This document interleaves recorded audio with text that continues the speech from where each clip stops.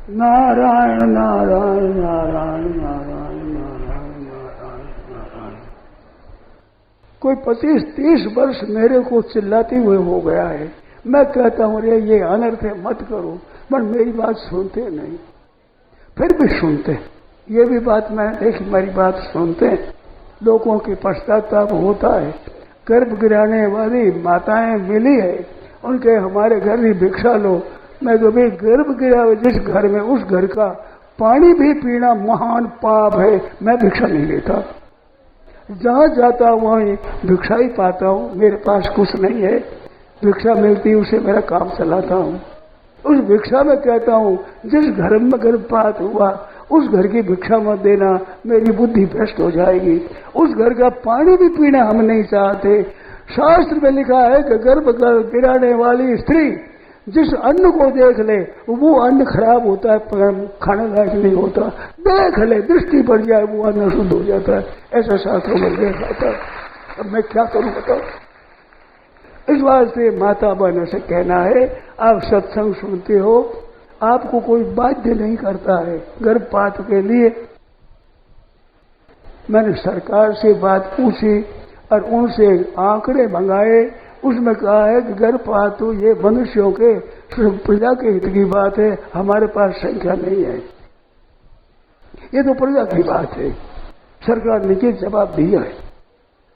उसमें परिवार नियोजन की संख्या है वो 13 करोड़ हुआ है, ऐसी बात आई।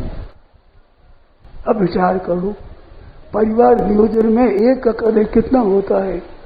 हमारे बहनों माता की इज्जत है मां बनने से, वो मान बनना कितना बन करके केवल भोग्या बनी है, केवल भुजिष्या बनी है। शास्त्रों की दृष्टि से भोग्या और भुजिष्या उसका नाम है।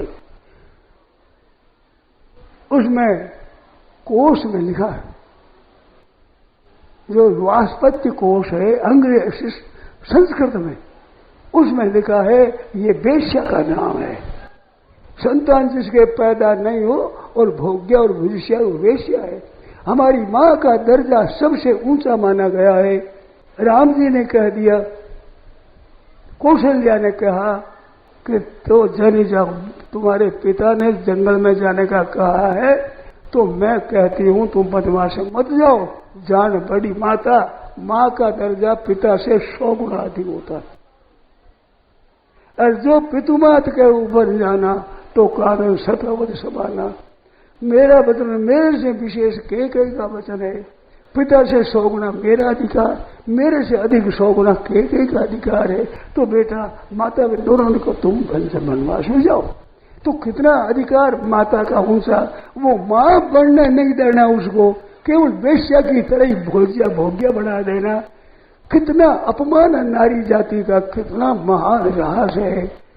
और वो पविपात किया जाए, बालक ने बेचारे ने किसी का कसूर नहीं किया, किसी की बुराई नहीं की, किसी का अहित नहीं किया।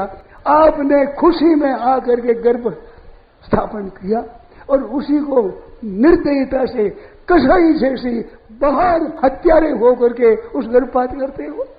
लज्जा नहीं आती, शर्म नहीं आती। सुख भोगते हो और गर्भ स्थापन करते हो और फिर उसी को गिराते हो। क्या तुम्हारे में अक्ल नहीं है? कुछ मनुष्य बड़ा नहीं है क्या? क्या आप राक्षस हो गए? राक्षस भी ऐसा काम नहीं करते। इतिहास बताओ मैंने राक्षस किया हो तो ऐसा दुष्कर्म करते हो, खराब काम करते हो, केवल सुख भोग। अर्जुन ने पूछा कि मनुष्य पाप क्यों करता है? तो काम ऐसे क्रोध है। जो व्यक्ति से सुख लेना काम और वस्तु से सुख लेना लोभ, ये काम है सभी, इसका नाम कामना है। केवल कामना पूर्ति के लिए ये मनुष्य जन्म, जो ये हितानुकार फल विषय न भाई, परमात्मा की प्राप्ति इसका विषय है। उस मनुष्य को प्राप्त करके केवल कामना पूर्ति के लिए अंधे होकर के गिर गए। अकल नहीं है क्या? क्या बात आई है? भारतवर्ष में जन्म लेने वाले आप क्या कर रहे हो? जरा थोड़ा ध्यान दो। सरकार कहती है ये तो प्रजा का काम है। ये जवाब मिला है मेरे को, ये प्रजा करे नहीं करे प्रजा का काम है। बोर्ड लगाने का हम दो हमारे दो। और यह बोर्ड मैंने जयपुर में देखा है। अभी मैं मोटर में आता जाता हूं, पैदल देखा नहीं है। पहले मैंने देखा हुआ है, हम दोनों एक और हमारे एक। अगर आप 10 लाख हैं, 5 लाख तो खत्म हो गए पहले ही। मृत्यु है वो तो है खुली, और जन्म करके बंद कर दिया तो मृत्यु बंद करो। गांव में ऐसी रिपोर्ट मेरे पास आई है कि 2 बालक थे, मर गए, बूढ़ा बूढ़ी पास में हो गए, उसको पानी पाने वाला नहीं है। मेरी एक पुस्तक है, देश की वर्तमान दशा उसका परिणाम, मातृशक्ति का घोर अपमान और महापाप से बचो, ऐसी पुस्तकें लिखी और बड़ा जोर से कहता हूं, परंतु सुनते नहीं, बहुत कम सुनते हैं मेरी बात, परंतु बहुत कम। ये अन्याय करते, अत्याचार करते। बालक का बेचारा कोई दोष नहीं, अरे वो चिल्ला नहीं सकता, रो नहीं सकता, ऐसी अवस्था में पड़ा है, उसकी हत्या कर देना। कितने निर्दयी हो तुम, कितने राक्षस हो, कितने असुर हो, कितने ब्रह्म राक्षस हो, क्या कहूं आपको। आपने खुशी में आकर तो गर्व स्थापन किया, और वही अपनी बड़े मौज के लिए मुझ भोगने के लिए उसका नाश करते हो। कहां अकल गई आपकी, क्या दशा हुई आपकी। तो ये मेरे दुख है, आपकी दशा क्या होगी भगवान जाने। यद पापम ब्रह्म हत्याया द्विगुणं गर्भपातने, जो ब्रह्म हत्या को पाप लगता है, सबसे ऊंची ब्रह्म हत्या होती है। जिस ब्राह्मण के द्वारा सैकड़ों को, हजारों को उपदेश मिलता है, उस ब्राह्मण की हत्या करने का महान बड़ा भारी पाप है। उसे दुगुना पाप गर्भपात में का है। इतना घोर पाप कर रहे हो, दशा क्या होगी आपकी। सत्संग सुनते हो, बात सुनते हो, फिर दशा ये हो रही है।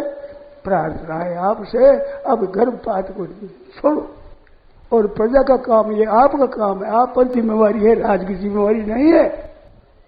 आप छोड़ो तो ये छोड़ सकते हो, आप स्वतंत्र हो, कोई आपको दबाया नहीं जाता।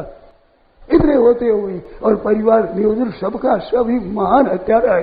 इसके विषय में मुसलमान की लिखी हुई पुस्तक मैंने पढ़ी है, जैनियों के लिखी हुई पुस्तक मैंने पढ़ी है, और मैंने विचार किया है। मेरे मन में आई है, उनके पुस्तक मेरे पास है, जैनियों का पुस्तक भी मेरे पास है, मुसलमानों का पुस्तक भी है।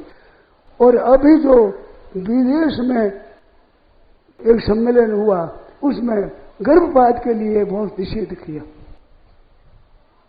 मैंने यहाँ पर अभी अफ्रीका में होने वाला हिंदू सम्मेलन, उसमें मैंने समाचार दिया, उसमें गर्भपात की निषेध थी। वो पुस्तक बांटने से मना कर दिया कि ये पुस्तक मत दो, यहाँ नहीं सुना सकते आप।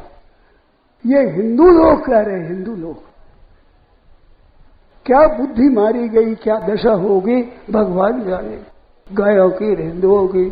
तो आपसे प्रार्थना है, भाइयों से, बहनों से, ऐसा अन्याय, अत्याचार, दुराचार, बेविचार, महान अनाचार न करो, ये आप लोगों से प्रार्थना है।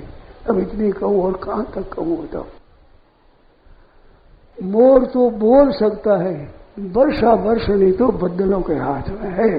तो मैं कह सकता हूं, काम तो आप करोगे तब होगा, मेरे घर से होगा नहीं। मैं तो इतना ही कर सकता हूं, आपके घरों का अन्न मेरे को मत देना भाई। मेरे को एक बहन ने कहा कि स्वामी जी आपको भिक्षा मिलेगी नहीं, ऐसा घर नहीं बचा हुआ है। मैं देखता हूं कई भाइयों से मिले, हम 2 हैं, हम तो 3 हैं, फिर क्या कर दिया। ये कई भाइयों से पूछा है मैंने, ये दशा हो रही है, अब क्या दशा होगी भगवान जाने। नारायण नारायण नारायण नारायण। अब पाठ करो भाई, जो अंत से शुद्ध हो जाए, कुछ सद्बुद्धि आवे। नारायण नारायण राम। यह प्रवचन परम श्रद्धेय स्वामी जी श्री राम सुखदास जी महाराज द्वारा भाद्रपद कृष्ण अष्टमी विक्रम संवत 2052 अनुसार 18 अगस्त 1995 को लगभग सायं 5:30 बजे जयपुर में हुआ। राम।